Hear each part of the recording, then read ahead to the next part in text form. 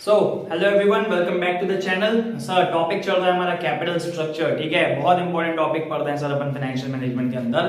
Capital structure last class में हमने discuss किए थे सर। ये कैपिटल स्ट्रक्चर क्या होता है? It is a proportion of debt and equity. क्या होता है सर? एक प्रपोर्शन है डेट का और इक्विटी का, जो फाइनेंस मैनेजर को डिसाइड करना पड़ेगा कि कंपनी में कितना पैसा अपन को डेट के फॉर्म में अपन रेज कर सकते हैं और कितना पैसा हमको इक्विटी के फॉर्म में रेज करना पड़ेगा। तो एक ideal debt equity ratio finance manager को डिसाइड करना पड़ेगा। अब इस क्लास में सर हम पढ़ने वाले हैं फैक्टर्स कि what are the factors that finance manager will consider. ठीक है, he will have to consider certain factors, he will have to observe certain things. बहुत एनालिसिस करना पड़ेगा सर उसको before deciding an ideal capital structure for the company. So मेरी बेटा एक बात मेरी बिल्कुल ध्यान से सुनिए, मेरी आपसे एक रिक्वेस्ट है कि अगर आप यहां से देखना स्टार्ट कर रहे हैं तो प्लीज ये वाली गलती मत कीजिए। आपको इसके पहले वाला पार्ट देखना पड़ेगा, कैपिटल स्ट्रक्चर को समझना पड़ेगा। उसमें हमने एग्जांपल्स लेके समझा था, ठीक है, कि क्या चीज हो सकती है। अगर आपने वो पार्ट नहीं देखा है तो यहाँ पे आपको बहुत कंफ्यूजन होने वाला है बेटा। तो आप प्लीज पहले, ठीक है, उस पार्ट को कंप्लीट कीजिए या फिर आप पूरे पार्ट्स को पहले देखिए बेटा, अलग फ्लो बनेगा उस चीज में। ठीक है, सारे पार्ट्स को अगर आप पार्ट 1 से देखते आएंगे फाइनेंशियल मैनेजमेंट में, because we are heading towards the end of this chapter now. ठीक है, इसके बाद बस 2 पार्ट्स और आने वाले हैं इस पार्ट के बाद और चैप्टर कंप्लीट हो जाएगा सर। तो यहां से देखना बिल्कुल स्टार्ट मत कीजिए, आप पार्ट 1 से इस चैप्टर को देखिए। बहुत प्यारा फ्लो आने वाला है बेटा, पूरी चीजें आपको अच्छे से समझ में आएगी। ठीक है, तो पार्ट 1 से स्टार्ट कीजिए और पूरा एंड तक इस चैप्टर को आप देखिए। तो चलिए स्टार्ट करते हैं इस टॉपिक का डिस्कशन। ठीक है, what are the factors that determine the capital structure. क्या क्या फैक्टर्स फाइनेंस मैनेजर को कंसीडर करना पड़ेगा before deciding the ideal capital structure of the company. ठीक है, तो सर पहला फैक्टर क्या लिखा हुआ है यहाँ पे? Cash flow position. क्या लिखा है बेटा? Cash flow position. तो कैश फ्लो पोजीशन कैसी है कंपनी की? अपन ने ये बात पहले भी डिस्कस की है। ठीक है, फाइनेंसिंग डिसीजन के अंदर अगर याद आ रहा होगा बेटा, ठीक है, तो फाइनेंसिंग डिसीजन में हमने पढ़ा है कि अगर कैश फ्लो पोजीशन कंपनी की अच्छी है तो फिर अपन खर्चा उठा सकते हैं। अगर कंपनी के अंदर से कैश इनफ्लो अच्छा आ रहा है, ठीक है, there is a good amount of cash inflow in the company, तो पैसा कंपनी के अंदर अच्छा फ्लो होने वाला है। उस केस में कंपनी के पास एक्सपेंसेस बेयर करने के लिए सर पैसा होगा। अगर कैश इनफ्लो अच्छा है तो अपन एक्सपेंसेस उठा सकते हैं। तो बताओ ज्यादा एक्सपेंसिव सिक्योरिटी कौन सी होती है? ठीक है, ज्यादा पैसा किसमें आपको रेगुलर पेमेंट करना पड़ेगा? डेट में, क्योंकि इक्विटी का पैसा पे करने की जरूरत नहीं है। ठीक है, अगर प्रॉफिट हुआ तो ही डिविडेंड देना है, अदरवाइज डिविडेंड नहीं देना है। तो आप डेट से पैसा उठा सकते हो। तो सिंपल सी बात है, कैश फ्लो पोजीशन में क्या लिखा है? अगर कैश इनफ्लो हाई है कंपनी का, ठीक है, वापस से मेरे साथ, ठीक है, दोहराइए आप लोग भी, बोलिए बिल्कुल मेरे साथ में। अगर कैश इनफ्लो कंपनी का हाई है तो company can include debt in its capital structure. तो सर डेट बिल्कुल अपन कैपिटल स्ट्रक्चर के अंदर इंक्लूड कर सकते हैं। बट अगर ठीक है, कैश फ्लो पोजीशन अच्छी नहीं है, कैश इनफ्लो कंपनी के अंदर सर अच्छा नहीं आ रहा है, ठीक है, क्रेडिट में सेल्स हो सकता है ज्यादा करते होंगे अपन, तो कैश इनफ्लो अगर अच्छा नहीं है तो उस केस में क्या करना पड़ेगा सर? फिर अपन डेट को इंक्लूड नहीं कर सकते, बिकॉज जब पेमेंट करने की बारी आएगी ना, जब इंटरेस्ट का पेमेंट करना होगा, ईएमआई का पेमेंट करना होगा, तो कंपनी के पास ज्यादा पैसा नहीं होगा। उस केस में पेमेंट्स में डिफॉल्ट हो सकते हैं। ठीक है, तो ये डिफॉल्ट अपन बेयर कर सकते हैं क्या? नहीं बेयर कर सकते, because the creditors can claim over the assets of the company in case of any default. तो अगर सिंपल सी बात है, अगर कैश इनफ्लो अच्छे हो रहे हैं तो डेट को इंक्लूड कर सकते हैं। ऑन द अदर हैंड अगर कैश इनफ्लो कम है तो डेट को फिर अपन इंक्लूड नहीं करेंगे। फिर then we will go for equity. फिर हम पैसा किससे उठाएंगे सर? इक्विटी से उठाएंगे। तो फर्स्ट टॉपिक का ये कंक्लूजन है फर्स्ट फैक्टर का कि अगर कैश फ्लो पोजीशन अच्छी है तो डेट को इंक्लूड कर लो, कैश फ्लो पोजीशन अच्छी नहीं है तो डेट को बिल्कुल भी इंक्लूड मत करो। दूसरी बात क्या लिखी है सर यहाँ पे? Interest coverage ratio. ठीक है, इसको समझते हैं अपन। इंटरेस्ट कवरेज रेशियो क्या होता है? बहुत सिंपल सा रेशियो है बेटा। इंटरेस्ट कवरेज रेशियो का मतलब क्या होता है कि कंपनी की जो प्रॉफिट है, interest coverage ratio is equal to company का जो प्रॉफिट है ना, अभी अपन ने लास्ट क्लास में डिस्कस किए थे, जो प्रॉफिट कंपनी कमाती है वो क्या होता है? Earning before interest and tax, EBIT होता है प्रॉफिट। ठीक है, तो कंपनी का जो प्रॉफिट है वो कंपनी के इंटरेस्ट को कितना कवर कर पा रहा है। ठीक है, जो इंटरेस्ट कंपनी पे करने वाली है, अगर डेट से पैसा उठाएगी तो कंपनी विल हैव टू पे इंटरेस्ट। तो कंपनी को इंटरेस्ट अगर पे करना है तो आपकी इनकम कितने टाइम्स आपके इंटरेस्ट को कवर कर सकती है? ध्यान से सुनना मेरी बात को। आपकी इनकम कितने टाइम्स आपके इंटरेस्ट के खर्चे को उठा सकती है, तो वो कहलाता है sir interest coverage ratio. Suppose company की ईबीआईटी है 5 लाख रुपीस। ठीक है, एग्जांपल ले रहे हैं, कंपनी का ईबीआईटी कितना है सर? 5 लाख रुपीस है। और कंपनी को इंटरेस्ट, अभी जो एग्जिस्टिंग लोन है ना हमारा, हो सकता है पहले से कुछ लोन लेके रखो, अभी जो इंटरेस्टिंग जो एग्जिस्टिंग लोन है हमारा उसमें हमको इंटरेस्ट पे करना पड़ रहा है sir per annum 1 lakh rupees, तो उसमें हम इंटरेस्ट पे करते हैं, ठीक है। तो आईसीआर का अमाउंट कितना आ जाएगा, आईसीआर विल बी 5 टाइम्स। इसको कैसे इंटरप्रेट करेंगे बेटा, अगर आईसीआर 5 टाइम्स आया ना, इसका मतलब ये है कि कंपनी की जो इनकम है वो 5 गुना तक इंटरेस्ट के खर्चे को उठाने लायक है। तो बताओ जितना हाई आईसीआर होगा, अगर मैं बोलूं कि आईसीआर 5 की जगह 10 हो गया, 10 की जगह 15 हो गया, मतलब कंपनी अच्छा खासा इनकम कमा रही है, कंपनी की इनकम बढ़ती जा रही है। अगर आईसीआर की वैल्यू बढ़ती जाएगी दैट मींस कंपनी की इनकम बढ़ती जा रही है। मतलब अगर अपनी इनकम बढ़ रही है तो अपन ज्यादा खर्चे उठा सकते हैं, कम खर्चे उठा सकते हैं। सर खर्चे उठाने की कैपेसिटी भी हमारी क्या हो सकती है, फिर बढ़ रही है। अगर इनकम बढ़ रही है तो हमारी खर्चे उठाने की कैपेसिटी भी क्या हो रही है सर, बढ़ती जा रही है। और अगर खर्चे उठाने की कैपेसिटी बढ़ती जा रही है तो अपन डेट को इंक्लूड कर सकते हैं, then we can include debt in the capital structure. Simple सी बात है। तो आईसीआर वाले पॉइंट का कंक्लूजन क्या है, अगर आईसीआर की वैल्यू, इंटरेस्ट कवरेज रेशियो की वैल्यू हाई है, then you can increase the amount of debt in the capital structure. और अगर आईसीआर की वैल्यू लो है, सर कम आईसीआर है आपका, ईबीआईटी अपॉन इंटरेस्ट की अपन ने तो 2 टाइम्स आया बस, ठीक है। तो फिर अपन ज्यादा डेट इंक्लूड कर सकते हैं क्या कैपिटल स्ट्रक्चर में, या सिर्फ 1 टाइम आया, जितने इनकम है उतने इंटरेस्ट का खर्चा ऑलरेडी उठा रहे हो, तो क्या और डेट उठा लोगे क्या तुम, नहीं उठा सकते ना, फिर सर नहीं है पॉसिबल और डेट उठाना, ठीक है। तो अगर आईसीआर की वैल्यू कम है तो फिर डेट को इंक्लूड नहीं करेंगे, डेट की वैल्यू कम रहेगी कैपिटल स्ट्रक्चर में। किसकी वैल्यू ज्यादा रहेगी सर, फिर इक्विटी की वैल्यू ज्यादा रहेगी। तो बस इतना सा कंक्लूजन है, बहुत सिंपल सा, आपको सिर्फ कंक्लूजन याद रखना है, ठीक है। अगर आईसीआर ज्यादा है तो डेट को अपन ज्यादा इंक्लूड कर सकते हैं कैपिटल स्ट्रक्चर में, अगर आईसीआर कम है तो फिर डेट को ज्यादा इंक्लूड नहीं कर सकते, डेट की वैल्यू कम रखना पड़ेगा, इक्विटी की वैल्यू बढ़ाना पड़ेगा सर हमको, ठीक है। तीसरा है sir debt service coverage ratio, ठीक है। Debt service coverage ratio is an extension of ICR. ICR में सिर्फ किसकी बात कर रहा था, आईसीआर में बात कर रहा था सर सिर्फ इंटरेस्ट कितना कवर कर सकते हैं। बट मेरे बच्चों एक बात बताओ मेरे को, सिर्फ अपन इंटरेस्ट का पेमेंट करते हैं क्या, अगर मैंने बैंक से लोन लिया हूं, ठीक है, बैंक से अपन ने लोन लिया है, तो बैंक को सिर्फ इंटरेस्ट का पैसा दे दोगे और प्रिंसिपल नहीं लौटाओगे तो चलेगा क्या, ऐसा होता है क्या रियल वर्ल्ड में, नहीं होता ना बेटा। जो ईएमआई की वैल्यू होती है, ईएमआई पे करते हैं ना अपन, जब भी अपन बैंक से लोन लेते हैं तो क्या पे करते हैं अपन सर, ईएमआई पे करते हैं बैंक के अंदर। तो ईएमआई में बताओ दोनों चीजें इंक्लूडेड रहती है ना, प्रिंसिपल रीपेमेंट भी होता है और इंटरेस्ट का एलिमेंट भी इन्वॉल्व होता है। तो EMI is inclusive of principal repayment as well as interest. तो सिर्फ ICR is a narrow concept. ICR में किसकी बात बोल रहा था वो, किसे अगर आप इंटरेस्ट का खर्चा उठा पा रही है, आपकी इनकम इतनी सफिशिएंट है कि आप इंटरेस्ट का खर्चा उठा पा रहे हो अच्छे से, तो आप डेट को और इंक्लूड कर सकते हो। बट सर हमको प्रिंसिपल भी तो रिपे करना पड़ेगा ना, सिर्फ इंटरेस्ट के रिपेमेंट से काम चलेगा क्या, नहीं चलेगा। तो डीएससीआर बेसिकली किसका एक्सटेंशन है, डीएससीआर एक्सटेंशन है आईसीआर का, कि डीएससीआर भी बस काम सेम है, नाम अलग अलग है, काम सेम है, ठीक है। काम क्या सेम है बिल्कुल, कि जैसे अपन ने पढ़े कि आईसीआर की वैल्यू हाई है तो अपन डेट को इंक्लूड कर सकते हैं, that means your income is sufficient ना to meet the new expenses, your income is sufficient. तो डीएससीआर भी अगर हाई होगा तो मतलब आप प्रिंसिपल और इंटरेस्ट दोनों का रिपेमेंट कर सकते हो। आपकी इतनी कैपेसिटी है, आपकी अर्निंग इतनी है कि आप क्या कर सकते हो, प्रिंसिपल का भी रिपेमेंट कर सकते हो और इंटरेस्ट का भी रिपेमेंट कर सकते हो। सेम जैसे आईसीआर में था ना, वैसे ही डीएससीआर का कंक्लूजन है, सेम बिल्कुल एज इट इज। फॉर्मूले वगैरह याद करने की जरूरत नहीं है बिल्कुल इस टॉपिक के अंदर, इतना ज्यादा अपन को इस टॉपिक को डेप्थ में नहीं पढ़ना है, ठीक है। बस अपन को कंक्लूजन याद रखना है क्या, कि जैसे अपन ने आईसीआर में पढ़े अभी थोड़ी देर पहले कि आईसीआर की वैल्यू ज्यादा है तो डेट को इंक्लूड कर सकते हैं, आईसीआर की वैल्यू कम है तो डेट को इंक्लूड नहीं कर सकते।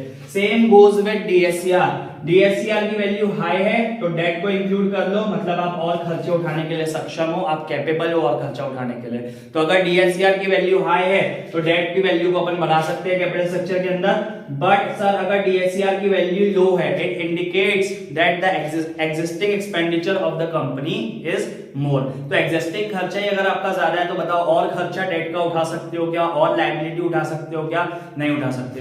तो अगर डीएससीआर की वैल्यू कम है तो डेट की वैल्यू भी आपको कैपिटल स्ट्रक्चर में कम रखनी पड़ेगी। फिर दूसरा ऑप्शन क्या बचता है सर, डेट नहीं तो दूसरा ऑप्शन है, एक दरवाजा बंद हो गया तो दूसरा दरवाजा खुलेगा, वो क्या होगा, इक्विटी वाला दरवाजा होगा सर। डेट से पैसा नहीं उठाएंगे फिर किसको प्रेफर करेंगे, इक्विटी को प्रेफर करेंगे, ठीक है। तो दोनों सेम है, आईसीआर और डीएससीआर दोनों सेम है। आईसीआर में सिर्फ इंटरेस्ट की बात करता है, डीएससीआर में प्रिंसिपल प्लस इंटरेस्ट दोनों की बात कर रहा है, ठीक है। तो अगर आईसीआर और डीएससीआर दोनों की वैल्यू अगर हाई है तो डेट को इंक्लूड कर सकते हैं, आईसीआर और डीएससीआर दोनों की वैल्यू लो है तो डेट को इंक्लूड नहीं करेंगे, फिर किसके पास जाएंगे अपन, इक्विटी के पास जाएंगे। बस इतना सा कंक्लूजन याद रखना है बच्चों, बस इतनी सी बात अपन को इस टॉपिक के अंदर याद रखना है।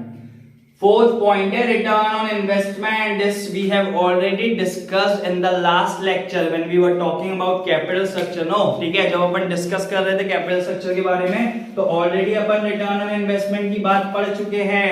पिछले पार्ट को जाके देखोगे ना, लास्ट के जो 2 मिनट्स हैं, जो लास्ट पार्ट हमने अपलोड किया चैनल के ऊपर, उसके लास्ट के 2 मिनट्स में कंफ्यूजन इसका लिखा हुआ है सर कि अगर return on investment is more than rate of interest on debt, तो बताओ, तुम लोग बताओ, मेरे को तो बताने की जरूरत भी नहीं है सर, अपन पढ़ चुके हैं इस चीज को।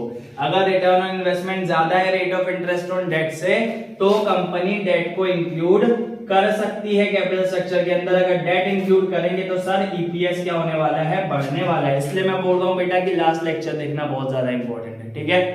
तो अगर return on investment is more than rate of interest है, तो आप अगर डेट की वैल्यू बढ़ाओगे अपने कैपिटल स्ट्रक्चर में, डेट को बढ़ाते जाओगे तो sir EPS earning per share बढ़ते जाएगा, शेयर होल्डर्स की वेल्थ मैक्सिमाइज होती जाएगी, मजा आ जाएगा शेयर होल्डर्स को, कंपनी के लिए ये चीज क्या होगी सर, फेवरेबल होगी। बट अगर इसकी रिवर्स सिचुएशन हो गई, रिटर्न ऑन इन्वेस्टमेंट अगर लेस हो गया, ठीक है, return on investment is less than rate of interest on debt, तो अगर आप डेट फिर भी बढ़ाते हो ना, अगर बेवकूफी कर रहे हो, ठीक है, क्या बेवकूफी कर रहे हो, फिर भी तुम डेट को बढ़ा रहे हो कैपिटल स्ट्रक्चर में, तो ईपीएस सर बढ़ेगा नहीं, अब ईपीएस क्या हो जाएगा सर, कम हो जाएगा। तो बताओ, ये तो कंपनी के अगेंस्ट चली जाएगी बात, शेयर होल्डर्स की वेल्थ वाइप आउट हो जाएगी। सर मैक्सिमाइज करना हमारा ऑब्जेक्टिव है कि खत्म करना हमारा ऑब्जेक्टिव है, तो खत्म हो जाएगी, तो ये चीज गलती है, बिल्कुल भी फाइनेंस मैनेजर को नहीं करना है। तो अगर return on investment is less than rate of interest on debt है, तो डेट की वैल्यू कम रखना पड़ेगा अपन को कैपिटल स्ट्रक्चर में, डेट को नहीं बढ़ा सकते। डेट की वैल्यू कम रखोगे तो ईपीएस बहुत बढ़िया बढ़ेगा आपका, ठीक है। तो बस कंक्लूजन क्या है सर इस पॉइंट का, रिटर्न ऑन इन्वेस्टमेंट का, कि इफ, ध्यान से सुनना मेरी बात, if return on investment is more than rate of interest on debt, तो आप डेट को इंक्लूड कर सकते हो कैपिटल स्ट्रक्चर में।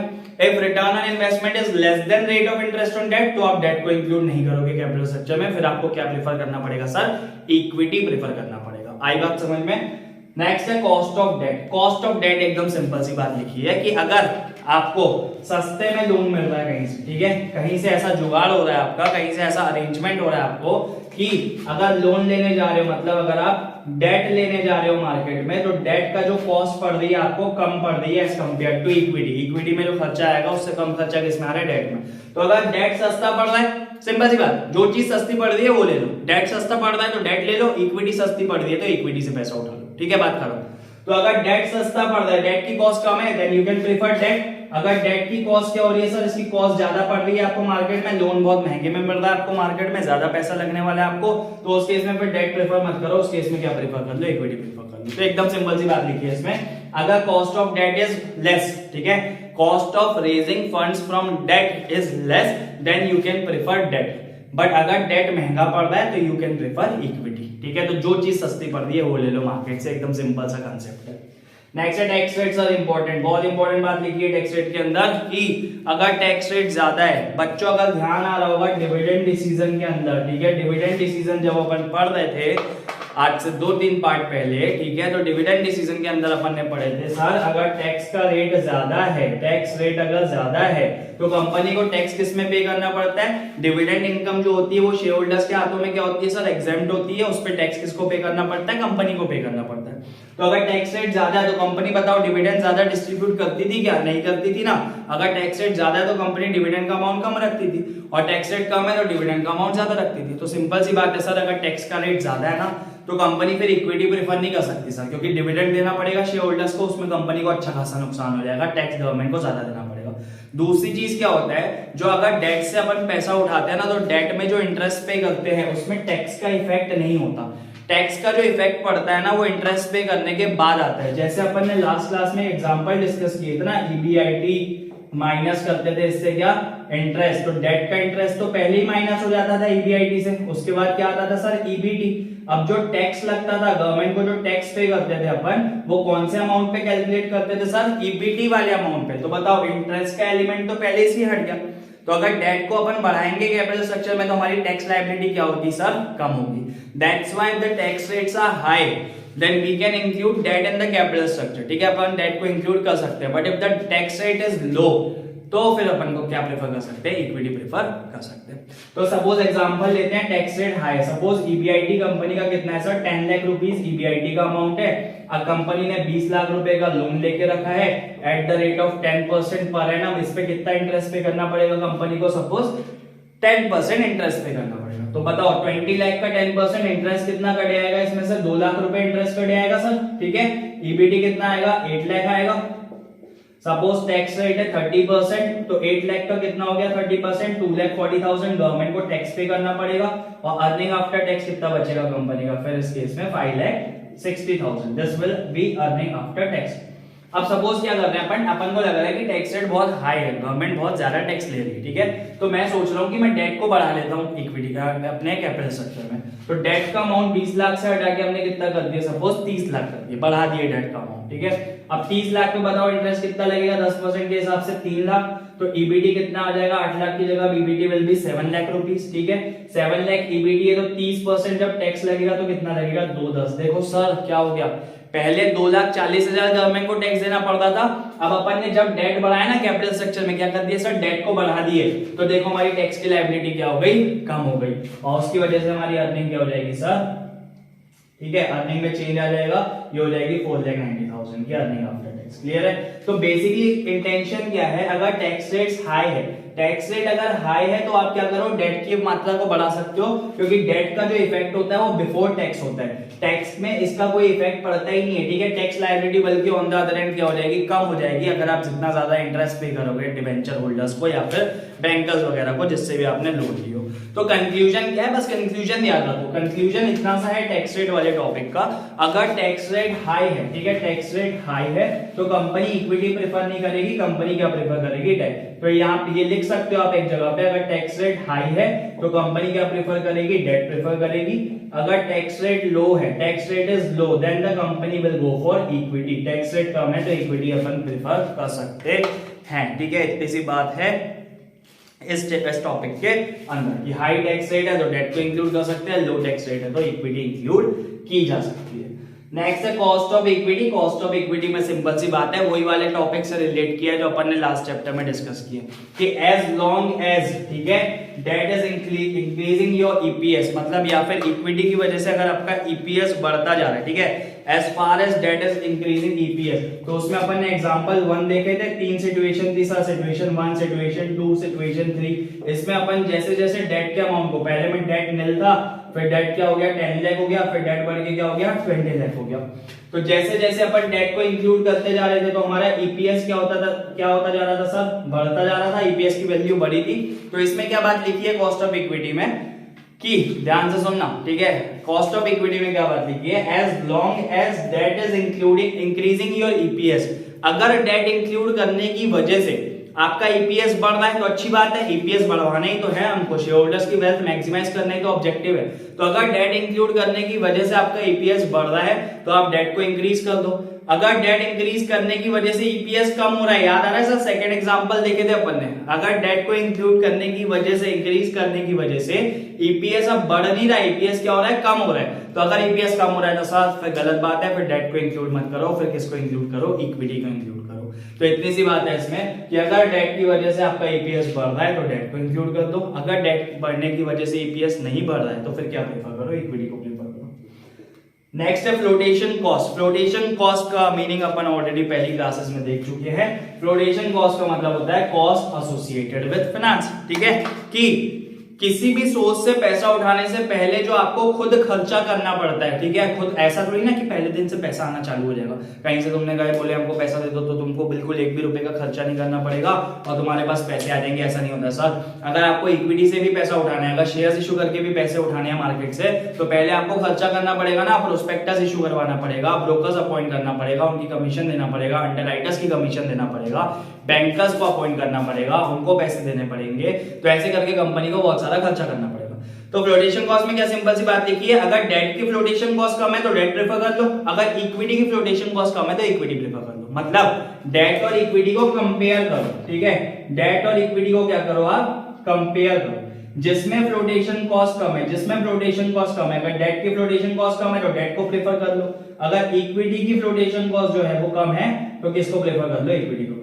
तो नॉर्मली क्या होता है ना, नॉर्मली इक्विटी शेयर्स और डिबेंचर्स जब कंपनी इशू करती है ना तो उसकी फ्लोटेशन कॉस्ट हाई होती है, ठीक है। इक्विटी शेयर्स और डिबेंचर्स की फ्लोटेशन कॉस्ट हाई है as compare to retained earnings की अगर आप बात कर ले, या फिर अगर बैंक से लोन लेना है तो उसकी बात कर लो। तो इन दोनों का अगर कंपेयर करें तो अगर सिक्योरिटीज इशू करते हैं मार्केट के अंदर, इक्विटी शेयर्स और डिबेंचर्स क्या होती है, सिक्योरिटीज, ठीक है।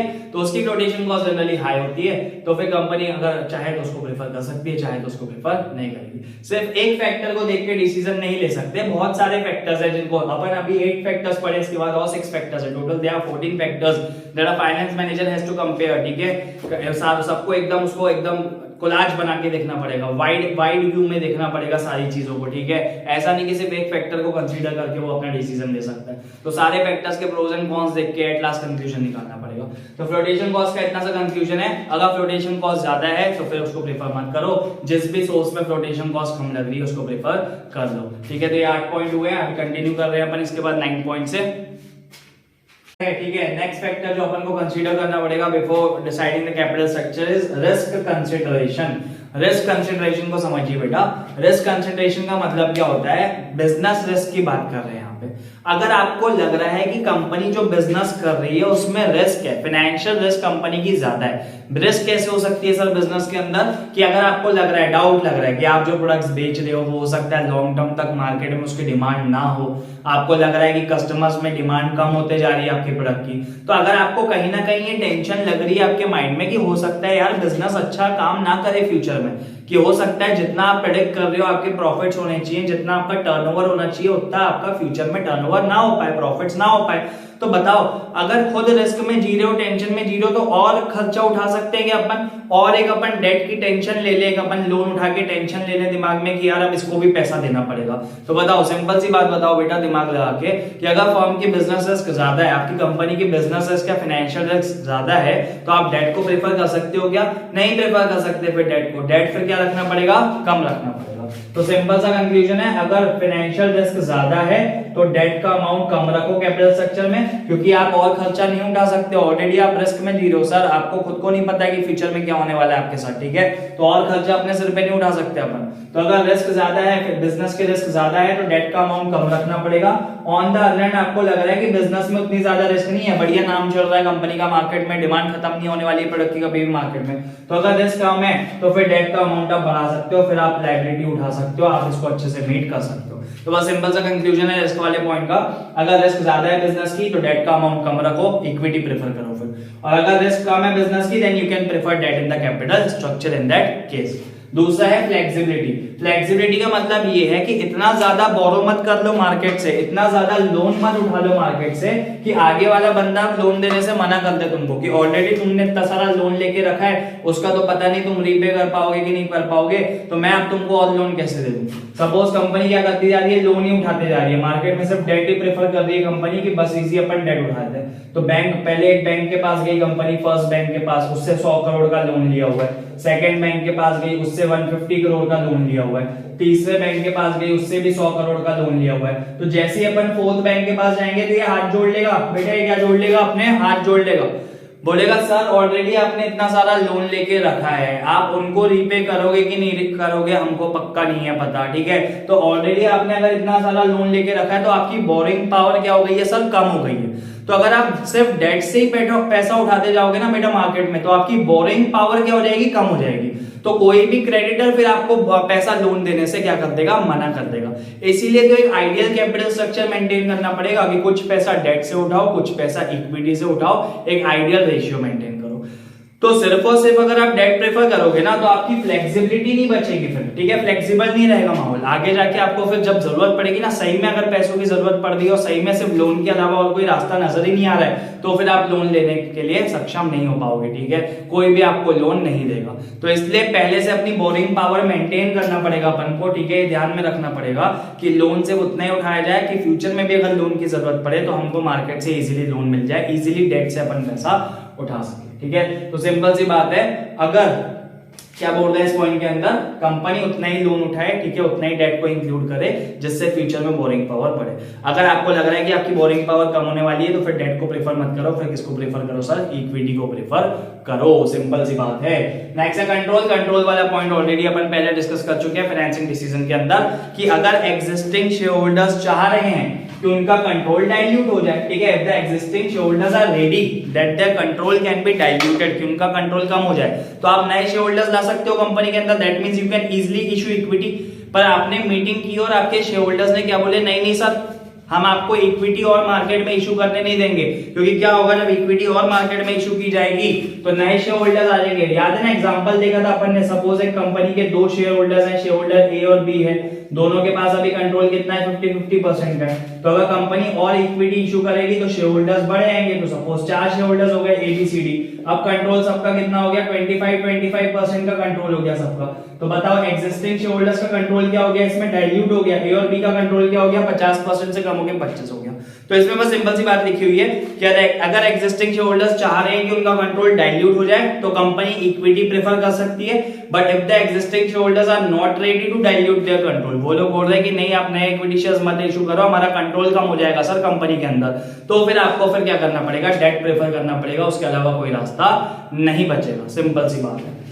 नेक्स्ट है रेगुलेटरी फ्रेमवर्क, मतलब लीगल रेगुलेशंस क्या चल रही है सर मार्केट में, उसको भी तो देखना पड़ेगा। जब आप सोर्स ऑफ फाइनेंस डिसाइड करोगे कि कहां से पैसे रेज करें मार्केट से, तो आपको थोड़ा लीगल रिक्वायरमेंट्स भी तो देखनी पड़ेगी कि लॉ क्या चल रहा है। तो अगर आपको सिक्योरिटीज इशू करना है, that is shares and debenture, तो आपको सेबी की गाइडलाइंस फॉलो करना पड़ेगा। Securities exchange board of India government की रेगुलेटरी अथॉरिटी है जो स्टॉक मार्केट को कंट्रोल करती है। तो जब आप शेयर्स और डिबेंचर इशू करोगे तो जो सेबी ने नियम कायदे बनाए हुए हैं, जो रूल्स एंड रेगुलेशंस बनाए हैं, आपको उसको फॉलो करना पड़ेगा। अगर आप डेट प्रेफर करोगे, लोन वगैरह लेने जाओगे, तो बैंक्स के पास जब जाओगे तो आपको मॉनेटरी पॉलिसीज देखना पड़ेगा। आरबीआई की मॉनेटरी पॉलिसीज हैं, ठीक है, बैंकिंग सेक्टर को कौन कंट्रोल करता है, रिजर्व बैंक ऑफ इंडिया। तो आरबीआई ने कुछ मॉनेटरी पॉलिसीज बनाई है, तो उसके हिसाब से आपको डेट को प्रेफर करना पड़ेगा। तो अपन इसमें क्या पढ़ते हैं रेगुलेटरी फ्रेमवर्क में, अगर सेबी के रूल्स लिबरल है, सेबी कैसी चल रही है, लिबरल चल रही है, मतलब सेबी के रूल्स में ज्यादा दिक्कतें नहीं है, तो आप सिक्योरिटीज इशू करके पैसा उठा सकते हो।